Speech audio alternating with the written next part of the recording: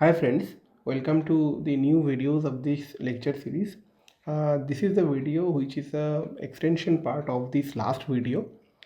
In the last video we discussed about the whole time constraint, but there we mostly discussed about definition and concept of how we can define the whole time and all.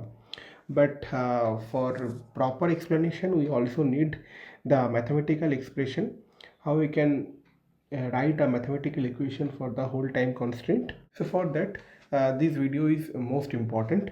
Why? See, this is the same thing I taken here again and again. This two flops which is connected in series with a combinational circuit. This is not a changed picture. This is the same picture as we know, but uh, we have to define some of the constraint, some of the timing parameter. This is the clock, and there uh, because this is a uh, because this is a launch path, so that's why this buffer delay we can write it as a t launch, and this we can write it as a t capture, and obviously this is t combinational, and from this point to this point this is a t clock to q, t clock to q. Obviously there this flip-flop have t setup and t hold.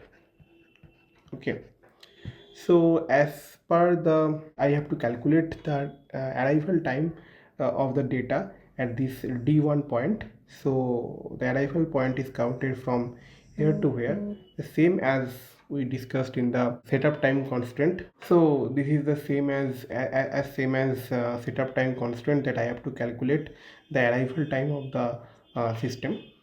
So how to calculate the arrival time, or how to write? So the let's write it that t arrival equal t clock to q plus t combinational plus t launch.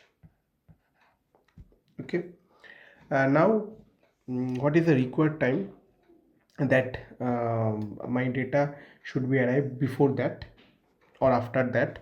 What is my required time?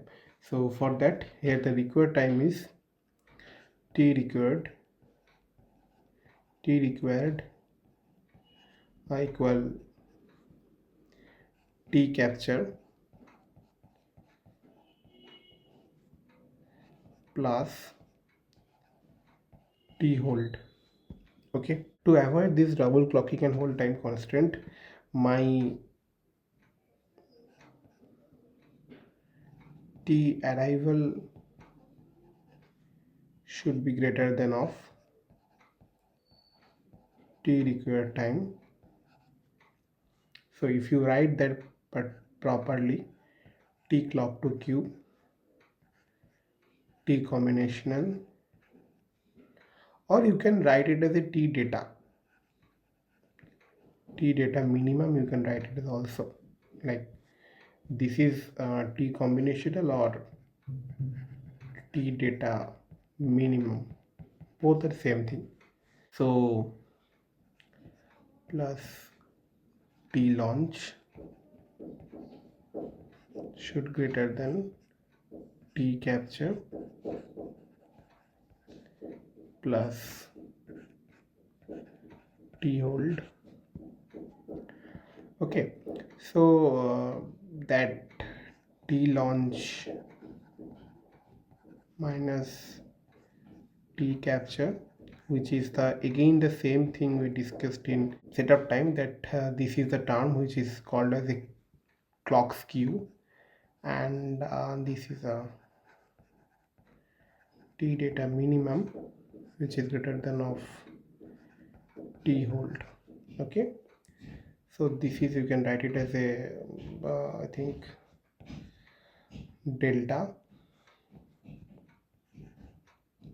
plus t clock to q plus t data minimum t hold. So this is a primarily general equation of hold time constant, you can say it. Okay. Now there is a several things like we can also consider that if those flops are ideal, then obviously these clock to q0, clock to q delay, and you can say the capture and launch delay, those things that skew would be zero. So we have to assume for ideality that t clock to q 0 and that delta, that skew also 0. Then you can